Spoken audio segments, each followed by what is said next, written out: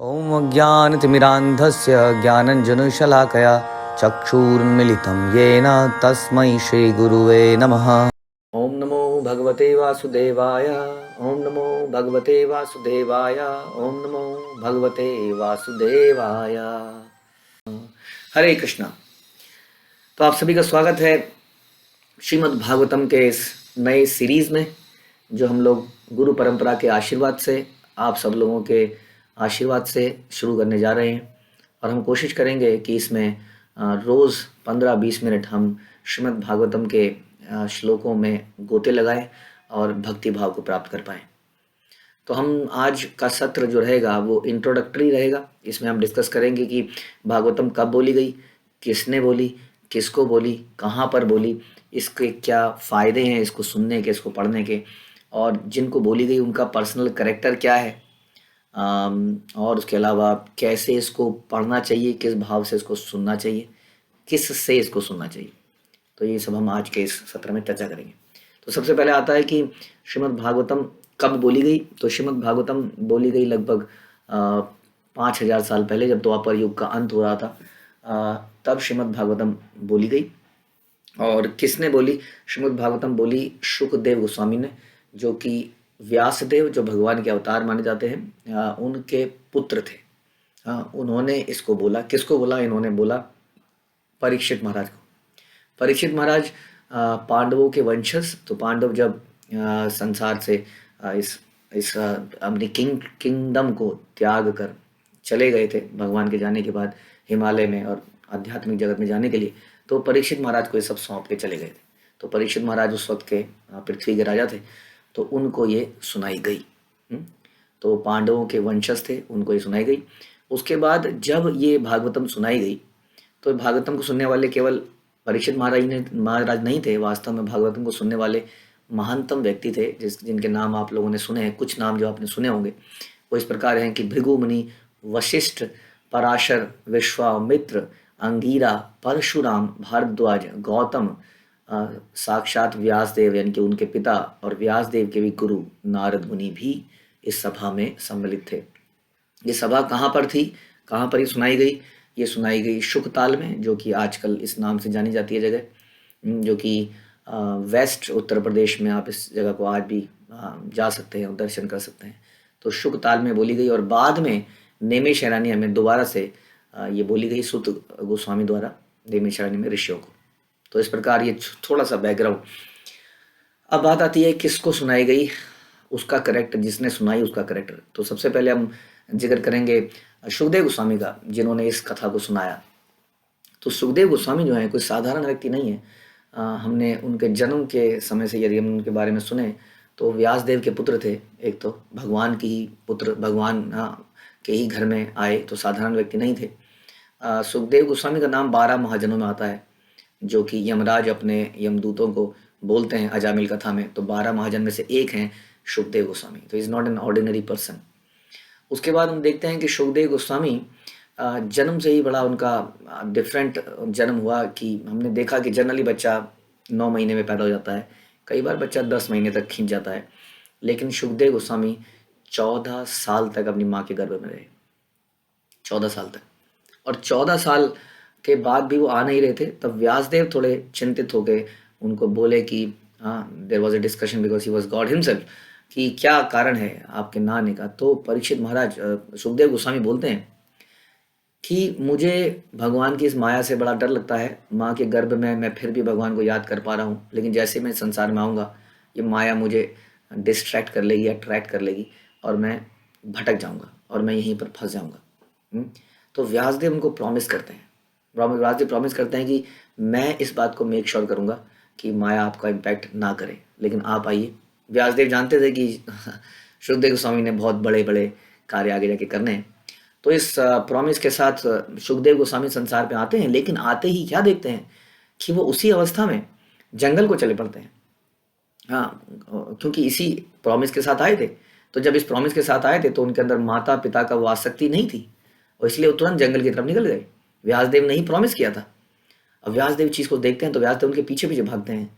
अब बच्चा पैदा होता है तो कपड़े नहीं होते हैं उसके पास, तो बिना कपड़े के, लेकिन वो वयस्क हो चुके थे, उनके शरीर के अंग डेवलप हो गए थे। तो जब जा रहे थे जंगल के रास्ते से, तो वहां पर एक रास्ते में कुंड था, उस कुंड में कुछ स्त्रियां स्नान कर रही थी निर्वस्त्र। तो वो सुखदेव गोस्वामी उनके सामने से निकल जाते हैं, और स्त्रियों को उनको देख के जरा सा भी ऐसा नहीं लगता कि हमें अपने आप को ढक लेना चाहिए या छुपा लेना चाहिए। और उनके पीछे पीछे उनके पिता आ रहे थे अपने बेटे को पुकारने के लिए, क्योंकि आगे बहुत बड़ी जिम्मेदारियां थी। तो जब पिताजी ने पुकारा, तो जिस प्रकार जैसे ही पिताजी वहां पर उस कुंड के आगे से आए, तो सारी की सारी जो स्त्रियां थी उन्होंने अपने आप को कवर कर लिया, ढक लिया। तो इस बात पर व्यासदेव जब उनसे पूछते हैं कि जब मेरा पुत्र ऐसा गया तो तुमने ऐसा नहीं किया, तो उन्होंने बोला आपके पुत्र को देखकर ऐसा लगता है कि उनके अंदर स्त्री पुरुष की धारणा ही नहीं है, यानी कि वो संसार में रहते हुए भी संसार के नहीं है। हाँ, तो एक ऑल्दो व्यासदेव को हम जानते हैं कि भगवान की इनकारनेशन है, लेकिन यहाँ पर यह साबित करने के लिए कि सुखदेव गोस्वामी एक साधारण व्यक्ति नहीं थे, वो बिल्कुल विरक्त थे। एक ऐसे व्यक्ति ने इस ग्रंथ को बोला है। तो हाँ, तो कोई साधारण व्यक्ति नहीं है ना। हम कौन बोल रहा है, किससे बोल रहा है, ये बड़ा इंपॉर्टेंट हो जाता है। तो सुखदेव गोस्वामी के बारे में और भी कई सारी कथाएं हम सुनते हैं, कैसे जनक महाराज के से मिलने सुखदेव गोस्वामी गए, और किस प्रकार से उनको जनक महाराज ने उनकी परीक्षा ली। और किस प्रकार से हम देखते हैं कि सुखदेव गोस्वामी जीव में और एक चीनी शुगर को लेकर चलते हैं, और उस शुगर जरा सी भी मेल्ट नहीं होती है।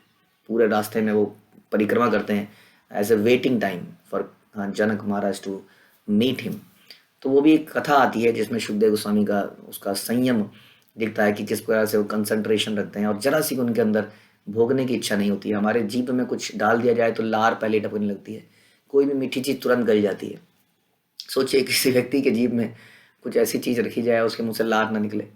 तो he was an exalted person, he was a mahajan, we know that. अब बात आती है कि सुनने वाले कौन है। परीक्षित महाराज। परीक्षित महाराज की जन्म भी बड़ा अनोखा है, क्योंकि हम लोग सब भगवान के दर्शन करते हैं, दर्शन करने का प्रयास करते हैं, दर्शन विग्रह का करते हैं, मूर्ति का तो करते ही हैं, साक्षात भगवान का भी कई भक्त करते हैं, लेकिन बहुत ही प्रयास करना पड़ता है। परीक्षित महाराज ऐसे व्यक्ति थे जिन्होंने माँ के पेट में भगवान के साक्षात दर्शन किए। ये कथा आती है जब कुरुक्षेत्र का युद्ध समाप्त हो गया था, तो अश्वत्थामा ने जब बाण मारा, उन्होंने उत्तरा के गर्भ को समाप्त करने के लिए, ताकि पांडव का नाम और निशान मिट जाए। तो उस वक्त जो है स्वयं भगवान उत्तरा के गर्भ में जाकर परीक्षित महाराज की रक्षा करते हैं। जो ब्रह्मास्त्र उन्हें छोड़ा था उसको व्यर्थ कर देते हैं। तो इस प्रकार से परीक्षित महाराज भगवान के वो क्षणिक दर्शन कर पाता है। लेकिन वो दर्शन, क्योंकि भगवान को जो एक बार देख ले तो कैसे उससे आंखें हटाए, तो उस दर्शन को वो परीक्षित महाराज बार बार अपने जीवन में ढूंढता रहता है कि कहाँ है वो जिनको उन्होंने पेट में देखा था। तो ऐसा कहते हैं जब वो पैदा हुए तब भी he was looking for something, वो इधर उधर देख रहे थे। हाँ, और उस वक्त इसी कारण से उनका नाम परीक्षित पड़ा। परीक्षा, जो परीक्षा देखता रहता है, where is Krishna, where is a Krishna, जो हमारे माँ के गर्भ में जिनका मुझे दर्शन हुआ था। तो इस प्रकार से परीक्षित महाराज जो है बचपन में ही उन्होंने भगवान के दर्शन किए। और भी कई कथाएं। परीक्षित महाराज एक ऐसे व्यक्ति हैं, जैसे समय आने पर समय परिवर्तित होता है, द्वापर के बाद कलयुग आना था, तो कलयुग का समय आ गया था। कलयुग के आते ही कुछ अनर्थ होने थे, जैसे मांसाहार होना, अवैध संबंध बनाना, नशा करना इत्यादि, जुआ खेलना, ये सारे अनर्थ कलयुग की निशानी है। तो परीक्षित महाराज ने कलयुग को आने से रोक दिया। ये कथा हम श्रीमद् भागवतम में आगे सुनेंगे कि किस प्रकार से परीक्षित महाराज के डर से कलयुग आए ही नहीं जब तक परीक्षित महाराज चले नहीं गए। एंड भगवान ने परीक्षित महाराज को जानने के लिए इतनी सुंदर एक लीला रची, जिसमें कि परीक्षित महाराज गए, बट एक इस सुंदर ग्रंथ के साथ। तो परीक्षित महाराज को श्राप मिलता है एक ऋषि के गले में सांप डालने का। ये कथा हम सुनेंगे आगे। लेकिन मुख्य बात ये है उनके चरित्र के देखने की, क्योंकि अभी हम ये डिस्कस कर रहे हैं कि परीक्षित महाराज की जो श्रीमद् भागवतम बोली गई वो किस व्यक्ति को बोली गई, क्या उसके गुण थे। तो परीक्षित महाराज को जनरली हमें कोई थप्पड़ मार देता है तो हम उसको पलट के थप्पड़ मार देते हैं, नहीं मार पाते तो हृदय में गुस्सा आता है, क्रोध आता है, बदले में सोचते हैं कि इसको छोड़ेंगे नहीं, यानी तो कुछ किसी को उसके बारे में बुरा बोलते हैं। लेकिन परीक्षित महाराज को जब ये श्राप मिला, he was a king himself. और हम जब पढ़ेंगे भागवत तो हम देखेंगे कि उनकी कोई ऐसी गलती थी नहीं, ये एक समय का खेल था, लेकिन उनको मृत्यु दंड दे दिया इसी बात के लिए, एक राजा को। तो उसके ऊपर भी उन्होंने पलट के दंड नहीं दिया। ऐसा हम पढ़ते हैं कि वो इस श्राप को काट सकते थे, लेकिन इन्होंने इसको अपने ऊपर अपने किए गए कर्मों का फल माना और तुरंत राजकाज त्याग दिया, सब कुछ त्याग दिया। तो ही वॉज अ ग्रेट रिनाउंसर, उन्होंने सब कुछ त्यागा और इस प्रकार से हमने सुना कि गंगा जी के किनारे वो बैठ गए श्रीमद् भागवतम सुनने। वो उनके अंदर अनलिमिटेड टॉलरेंस पावर थी, इसका मतलब फॉरगिवनेस पावर थी, क्षमा की शक्ति थी। तो सुनने वाला व्यक्ति उतना ही महान था जितना कि कहने वाला व्यक्ति। तो ये एक ऐसा ग्रंथ है जो ऐसे लोगों के बीच में बोला गया। और हम जानते हैं कि परीक्षित महाराज भी कौन है। परीक्षित महाराज साक्षात ये भी महाजन है, 12 महाजनों में से एक महाजन है परीक्षित महाराज। तो इस प्रकार से हम सुनते हैं इनके बारे में। अब बात आती है बेनिफिट्स की। तो श्रीमद् भागवतम को क्यों सुना जाए, इसमें क्या, इससे सुनने से क्या लाभ है, तो हमें ये थोड़ा समझने की आवश्यकता है। ऐसा कहा जाता है कि सारे शास्त्रों का निचोड़ जो है, जैसे कि सारे वेदों का निचोड़ हम सुनते हैं, वेदांत सूत्र है, वेदांत सूत्र की व्याख्या है श्रीमद् भागवतम, जिसमें वेदांत सूत्र की डिटेलिंग करी जाती है। क्योंकि वेदांत सूत्र जो है, आम आदमी वेद जैसे कहते हैं कि वेद आम आदमी की समझ में कई बार नहीं आते हैं कि उनका पर्पस क्या है। कई बार वेदों को पढ़ के व्यक्ति कर्मकांडी बन जाता है। हाँ, क्योंकि वेद बड़े सीक्रेट नॉलेज उसमें छिपी हुई है, डायरेक्टली नहीं बताई गई है। हाँ, तो वेदांत सूत्र भी समझना थोड़ा मुश्किल है। लेकिन हम जब श्रीमद् भागवतम सुनते हैं तो श्रीमद् भागवतम वेदांत सूत्र पे एकदम प्योर टिप्पणी है, जिसमें कि पूरे पर्पस को खोल के रख दिया गया है कि सारे वेदों का पर्पस क्या है। भगवान गीता में बोलते हैं वेदेश सर्वेर अहम एव वेद्या, सारे वेदों से जानने योग्य मैं हूँ। तो उस मैं को, यानी कि उस कृष्ण तत्व को श्रीमद् भागवतम बहुत ही डिटेल में समझाता है। तो ये एक पका हुआ फल है। बताते हैं पेड़ में फल पकता है जो अपने आप स्वतः पकता है, नकली प्रोसेस से नहीं। जैसे कि हम देखते हैं आजकल पेड़ में ही फल पक जाता था, तो पेड़ में ही कई बार तोता उस पर चोंच मार देता था। और ऐसा देखा जाता है कि जिस पेड़ को तोते ने चोंच मारा हुआ है, वो वाला फल बड़ा मधुर, बड़ा स्वीट माना जाता है। तो ये वही फल है, क्योंकि इस पके हुए फल को एक तोते ने चोंच मारी है। शुकदेव, शुक का मतलब तोता भी होता है, तो शुकदेव गोस्वामी ने इसको चखा है, अपने मुंह से बोला है।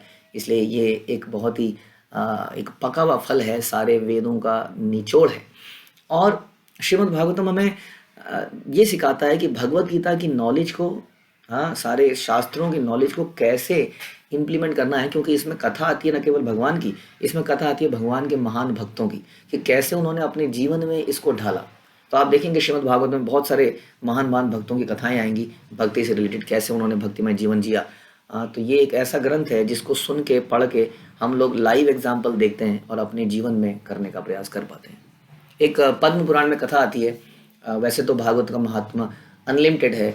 एक कथा अगर हम बताएं कि गोकर्ण के बारे में आपने सुना होगा कि गोकर्ण जो है कैसे उसने अपने भाई को लिबरेट किया। तो एक व्यक्ति थे जिनका नाम था आत्मदेव, और उनकी पत्नी थी जिनका नाम था दुंदुली।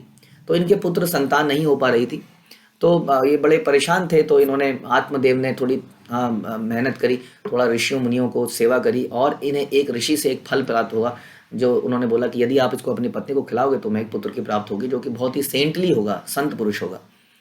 तो इन्होंने तुरंत जाके दुंदुली अपनी पत्नी को वो फल दे दिया। और लेकिन दुंदुली के हृदय में थोड़ा सा कपट था। उसने सोचा कि कहाँ बच्चा बच्चे के चक्कर पड़ना है, पेट में इतने महीने तक रखना है, दर्द सहन करना, मोटी हो जाऊंगी। तो उसने क्या किया, उसने उस फल को गाय को खिला दिया और स्वयं अपनी बहन के बच्चे को गोद ले लिया, बहन के लड़के को गोद ले लिया। और पेट में उसने कुछ कपड़ा वपड़ा बांध के इस तरह का नाटक दिखाने लगी कि वो प्रेग्नेंट हो गई है। और ओवर ए पीरियड टाइम वो बच्चे को वो ले आई, और उस बच्चे को उन्होंने रख लिया, और उसका नाम हुआ धुंधकारी, धुंधुली का बेटा। और वहीं पर उस गाय का भी बच्चा हुआ। अब गाय का बच्चा कैसा हुआ, गाय का बच्चा हुआ ह्यूमन जैसा, ह्यूमन हुआ, और लेकिन उसके कान गाय जैसे हुए। हाँ, तो उसका नाम पड़ा गोकर्ण। अब जैसा साधु ने आशीर्वाद दिया था, गोकर्ण बहुत ही महान भक्त बना, बहुत ही सेंटली बना। लेकिन धुंधकारी एक नंबर का, अव्वल नंबर का बदमाश, गुंडा, मर्डरर बन गया। उसने नाक में दम कर दिया सबका। धीरे धीरे क्या हुआ कि वो एक प्रोस्टिट्यूट को भी घर में ले आया और उसके डिमांड्स को पूरा करने लगा। और गोकर्ण जो है तीर्थ स्थानों में चला गया भगवान का नाम भजन करने। और ओवर ए पीरियड टाइम परेशान होकर माता की मृत्यु हो गई, पिताजी जंगल में चले गए। अब तो जो है धुंधकारी का कोई लिमिट नहीं थी पाप करने की। और वैश्या जो थी, जो घर में आ गई थी, अब वो अलग अलग डिमांड्स करने लगी। तो धुंधकारी ने लूट पाट करना शुरू कर दिया, धन एकत्रित करना शुरू कर दिया, लूट पाट के अपनी पत्नी की डिमांड्स को पूरा करने के लिए। लेकिन जैसा भगवत गीता में सुनते हैं कि इच्छाएं कभी समाप्त नहीं होती। तो हुआ क्या, उस पत्नी ने एक षड्यंत्र रचा और अपने ही पति को मरवा दिया। धुंधकारी मर गया, लेकिन अपने पापों के कारण वो एक भूत बन गया। हाँ, और अब वो पछताने लगा, अब कैसे अपने आप को मुक्त करने के विचार दिमाग में लाने लगा। तो ये सारी खबर जो है, जो गांव वाले गोकर्ण को सुनाते हैं, जो कि एक तीर्थ स्थान में था, तो गोकर्ण के हृदय में दया आती है कि कैसे मैं उनको लिबरेट कर सकता हूँ। लेकिन वो कुछ श्राद्ध वगैरह करते हैं, लेकिन उससे भी, श्राद्ध करने से भी धुंधकारी मुक्त नहीं हो पाता है। और फिर धुंधकारी वो स्वयं अपने भाई के पास जाता है घोस्ट के रूप में, और उनको रिक्वेस्ट करता है कि मुझे आप किसी तरह से लिबरेट करा दीजिए, मुक्ति प्रदान कीजिए मुझे, है ना। तो उसके बाद में गोकर्ण जो है, तब श्रीमद् भागवतम का पठन शुरू करते हैं वहाँ पर कुछ गांव वालों को लेकर। और वहाँ पर जो धुंधकारी है, वो एक बांस के, खोखले बांस के अंदर घुस के कथा को सुनता है। अब जानते हैं, धुंधकारी का वॉज इन बैड सिचुएशन, वो बड़ी मुक्ति प्राप्त करता था, तो बड़े ध्यान से वो श्रीमद् भागवतम की कथा सुनता है। 7 दिन कथा चलती है। पहले दिन कथा जब समाप्त होती है तो बांस का जो एक हिस्सा होता है वो फट जाता है, और इस प्रकार से हर दिन बांस का एक हिस्सा फटता जाता है। और 7वें दिन जब भागवतम खत्म होती है तो धुंधकारी की वो आत्मा जो है वो बाहर आती है और वो मुक्त हो जाती है। उसके अंदर अजीब सा एक चमक दिख रही होती है। वो पर धन्यवाद देता है अपने भाई का श्रीमद् भागवतम सुनाने के लिए, और तभी वहाँ पर वैकुंठ से विमान आता है उनको लेने के लिए। तब गोकर्ण को थोड़ा सा ऑब्जेक्शन होता है, वो कहता है कि कथा तो कई लोगों ने सुनी थी, लेकिन धुंधकारी को ही क्यों मुक्ति मिल रही है। तब जो है मैसेंजर्स बोलते हैं, क्योंकि धुंधकारी ने बहुत ध्यान से इसको सुना।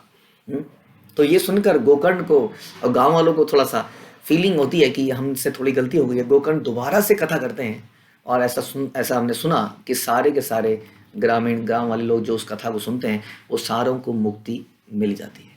तो इतना जो काम श्राद्ध नहीं कर पाया, जो काम और कोई कर्म कांड नहीं कर पाए, श्रीमद् भागवतम के पठन और श्रवण से इतना बदमाश व्यक्ति भी मुक्त हो जाता है। तो ये ऐसी बहुत सारी कथाएं हैं श्रीमद् भागवतम के महात्म्य में। तो इसलिए इस ग्रंथ को हमें अवश्य ही पढ़ना चाहिए। और ये ग्रंथ इतना महत्वपूर्ण है, इस ग्रंथ में कहीं मिलावट नहीं है। जैसे बाकी शास्त्रों में आप देखेंगे कि कुछ कर्म कांड है कि यदि आप इस कथा को पढ़ेंगे तो आपके घर में सोना आएगा, आपके घर में बीमारी जाएगी। लेकिन श्रीमद् भागवतम केवल ये बताता है कि कैसे हम भगवान के धाम को जा सकें, और कोई मिलावट इसमें बिल्कुल नहीं है। एकदम शुद्ध पुराण ये माना जाता है। उसके बाद क्वेश्चन ये आता है कि इसको कैसे पढ़ा जाए, कैसे इसको सुना जाए। हाँ, तो कैसे सुना जाए, तो हमने जैसे देखा, जैसा धुंधकारी ने सुना, जैसा परीक्षित महाराज ने सुना। आप जानते हैं परीक्षित महाराज ने इसको कैसे सुना। तो परीक्षित महाराज को जो श्राप मिला था वो ये था कि 7 दिन में उनकी मृत्यु हो जाएगी। परीक्षित महाराज ने सब कुछ त्याग कर 7 दिन बैठ गए, और बैठ के भागवतम को सुना। अब इन 7 दिन इसमें 5 मिनट का ब्रेक नहीं था कि चलो अब 2 घंटे से कथा चल रही है, थोड़ा सुस्ता लेते हैं, थोड़ा कमर सीधी कर लेते हैं। रात दिन ये सुनी गई, पानी तक नहीं पिया उन्होंने, खाया तक नहीं। इस प्रकार से इस कथा को सुना, और इतनी अटेंशन में कि शुकदेव गोस्वामी जब भी कोई बोलते थे तो काउंटर क्वेश्चन करते थे, उनकी उत्सुकता बढ़ाने के लिए, और अपने लिए भी। तो हम देखते हैं कि पूरी श्रीमद् भागवतम में क्वेश्चन आंसर। तो इस प्रकार से श्रीमद् भागवतम को हमें कैसे सुनना है, बिल्कुल रैप्ट अटेंशन के साथ, कि जैसी हमारे कानों से अंदर जाएगी और हमारा मन भी साथ में हो यदि होगा। ये नहीं कि कानों से तो जा रही है लेकिन मन कहीं और है। तो जब मन साथ में होगा, कान यहाँ पे होंगे, श्रद्धा अंदर से होगी, तो एकदम से हमारे अंदर परिवर्तन आया। आप देखेंगे इसको सुनते ही आपके अंदर परिवर्तन आने लग जाते हैं। इस श्रीमद् भागवतम में 18,000 श्लोका हैं, 12 कैंटो हैं। इसको हम कैसे सुनते हैं, कैसे पढ़ते हैं, इसको हमेशा प्रारंभ से अंत तक पढ़ना चाहिए। कई लोग केवल सीधा भागवत सप्ताह कराते हैं और उसी को सुन लेते हैं, जिसमें कोई 10वें स्कंद की कोई लीला बताई जाती है या कोई बीच में से लीला बताई जाती है, वो दैट इज़ ओके। बट जब आप इसको अपने स्वाध्याय करें या श्रवण करें तो इसको शुरू से पढ़ें। हाँ, क्योंकि जो भागवतम पढ़ने के लिए जो पहले 2 कैंटो हैं वो भगवान के चरण हैं। तो चरणों से हम भगवान के दर्शन करते हैं और अंत में मुख तक पहुँचते हैं, जो कि 10वां कैंटो माना जाता है, ताकि हम भगवान को पहले समझें, उनके भक्तों को समझें, और फिर भगवान की दिव्य लीलाएं हम सुने। तो इस प्रकार से इसको सीक्वेंशली हमें करना है, from the beginning till end. Okay, from where, कहाँ से पढ़ा जाए, कहाँ से सुना जाए। हाँ, अब इस पे भी बड़े विवाद होते हैं यार। लोगों के पास बहुत सारी ऑप्शंस हैं आज की डेट में, online and lot of things. लोग भागवतम कथा बहुत बड़े स्केल पे कर रहे हैं, लेकिन ऐसा जीव गोस्वामी बताते हैं कि यदि दूध तो प्योर है, लेकिन दूध पे यदि सांप का जीभ लग जाती है तो इम्प्योर हो जाता है। तो इसलिए नहीं कि भागवतम ही तो है, कहीं से भी सुन लिया जाए, किसी भी चैनल से, किसी भी कहीं से भी सुन लिया जाए। ऐसा बताया जाता है कि भागवतम सुनने के लिए, अभी हमने सुना, किसने बोली, शुकदेव गोस्वामी ने। किसने सुनी, परीक्षित महाराज ने। कैसे कैसे लोग बैठे थे, तभी उसका ये लाभ हुआ। हमने सुना धुंधकारी की कथा में, गांव वालों को लाभ नहीं मिल पाया, लेकिन धुंधकारी को मिल गया।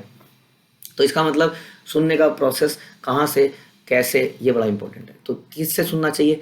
हम ये जानते हैं कि हमें हमेशा इसको एक ऐसे व्यक्ति से सुनना चाहिए जो भगवान का शुद्ध भक्त है, क्योंकि शुद्ध भक्त ही शुद्ध भक्ति दे सकता है। शुद्ध भक्त का सिंपल एग्जांपल है कि शुद्ध भक्त कभी भी भागवतम कथा करने के लिए ये नहीं कहता कि आप 7 दिन की कथा करेंगे तो हम आपसे इतने हजार लेंगे, इतने दिन की कथा करेंगे तो हम आपसे इतने हजार लेंगे, क्योंकि ये तो बिजनेस हो जाता है। भागवतम कथा व्यक्ति अपने और दूसरों के लाभ के लिए करता है। जैसे सुखदेव गोस्वामी ने कथा करी तो उनको बदले में कुछ चाहिए नहीं था। हमने सुना किस प्रकार से वो टोटली एक तरह के त्यागी व्यक्ति थे, उनको संसार से कोई मतलब नहीं था। हाँ, वो भगवान की भक्ति करना चाहते थे, इसलिए पढ़ने वाला इसलिए पढ़ता है ताकि उसको लाभ हो, सुनने वाले को लाभ हो। हाँ, इसमें कोई फाइनेंशियल डीलिंग्स नहीं होती है। हाँ, तो व्यक्ति बहुत ही शुद्ध भक्त होना चाहिए, उसका कोई पर्पस नहीं होना चाहिए, व्यावसायिक पर्पस नहीं होना चाहिए, वो गुरु परंपरा से होना चाहिए। यानी कि उस व्यक्ति का कोई गुरु भी होना आवश्यक है। हाँ, तभी तो। और वो गुरु परंपरा कहाँ समाप्त होनी चाहिए? कृष्ण पे समाप्त होनी चाहिए। जैसे कि ब्रह्म गौड़ीय संप्रदाय है, हाँ, जिसमें कि हम लोग आते हैं और धीरे धीरे कैसे ये चैतन्य महाप्रभु, माधवेंद्र पुरी और ऊपर जाके नारद मुनि और अल्टीमेटली ब्रह्मा और ब्रह्मा के बाद भगवान, इस तरह की गुरु परंपरा। ध्यान रखिए, कोई व्यक्ति यदि कोई आपके सामने कोई आपकी डॉक्टरी इलाज करता है तो आप उससे पूछते हैं कि आपकी क्या डिग्री है। हाँ, यदि वो वैलिड कॉलेज से पढ़ा है, जैसे MBBS डिग्री उसकी हासिल है, तभी आप उससे अपना इलाज कराना चाहेंगे, नहीं तो नहीं। हाँ, तो इसलिए वो व्यक्ति जो डॉक्टर भी है वो किसी डॉक्टर के अंडर रहा होना चाहिए। उसी तरह से ये जो हम सुनते हैं श्रीमद् भागवतम, वो ऐसे व्यक्ति से सुने जो कि किसी व्यक्ति के अंडर रह के, जिसने ट्रेनिंग ली है, जिसने सुना है, जिसने उसको अपने जीवन में उतारा है, जिसका आचरण अच्छा है, उसी व्यक्ति से हम सुने। नहीं तो केवल ज्ञान हासिल होगा, हृदय में परिवर्तन नहीं होगा। और ऐसे ही एक व्यक्ति हैं AC भक्तिवेदांत स्वामी प्रभुपाद। हाँ, स्वामी प्रभुपाद जब विदेश में गए तो केवल भागवतम उनके पास एक असेट था। उनके पास पैसे नहीं थे, लेकिन उनके पास एक अटैची थी जिसमें नोट नहीं थे, जिसमें श्रीमद् भागवतम के शुरू के कैंटो थे जो उन्होंने ट्रांसलेट करे थे इंडिया में। तो उस श्रीमद् भागवतम से उन्होंने पूरे देश, पूरे दुनिया में क्रांति ला दी। जहाँ पर हम विदेशियों की नकल मारने का प्रयास करते हैं, उनके जैसे कपड़े पहनने का प्रयास करते हैं, उनके जैसा बनने का प्रयास करते हैं, उन्हीं विदेशियों को उन्होंने पूरी उनकी वेशभूषा, उनका खान पान, उनका चरित्र, उनका आदतें, उनका सब कुछ बदल के उन्हें शुद्ध भक्त बना दिया। और आज पूरा संसार में एक क्रांति आ गई, आध्यात्मिक क्रांति। इट इज़ वेरी सैड कि उनका नाम गिनीज बुक में नहीं है, ऑल्दो उनका नाम को किसी जगह पे आने की आवश्यकता नहीं है। उन्होंने इतना बड़ा क्रांति कोई व्यक्ति संसार में ले आए। इसको कहते हैं यदि शुद्ध भक्त के मुख से, हाथों से भागवतम निकलती है तो उसका जो असर होता है वो कोई डिफरेंट ही होता है। इसलिए हम यही आपको रिकमेंड करेंगे कि आप श्रील प्रभुपाद की पुस्तकें पढ़ें, श्रीमद् भागवतम वहीं से पढ़ें और उन्हीं की परंपरा में से यदि सुनेंगे। और भी भक्त हैं संसार में, लेकिन हम जानते हैं कि कम से कम जो इस गुरु परंपरा में है वो शुद्धता से इसको दे रहा होगा। तो कैसे सुना जाए हमने सुना, किससे सुना जाए हमने सुना, और इसके फायदे हमने सुने। तो आपसे यही रिक्वेस्ट है कि इस श्रीमद् भागवतम के जो सीरीज़ चलेगी इसको ध्यान से सुनिए। और मैं आपसे ये आशीर्वाद चाहता हूँ कि मैं इसको एज इट इज़ दोहराऊँ, जैसा कि श्रील प्रभुपाद ने लिखा है, जैसा कि मैंने श्रील प्रभुपाद के शिष्यों से सुना है, मैं इसको इसी प्रकार से बोल पाऊँ और इससे मेरा, आपका, हम सबका लाभ हो पाए, ऐसी मैं इच्छा करता हूँ। हरे कृष्णा। श्रील प्रभुपाद की जय। ग्रंथराज श्रीमद् भागवतम की जय।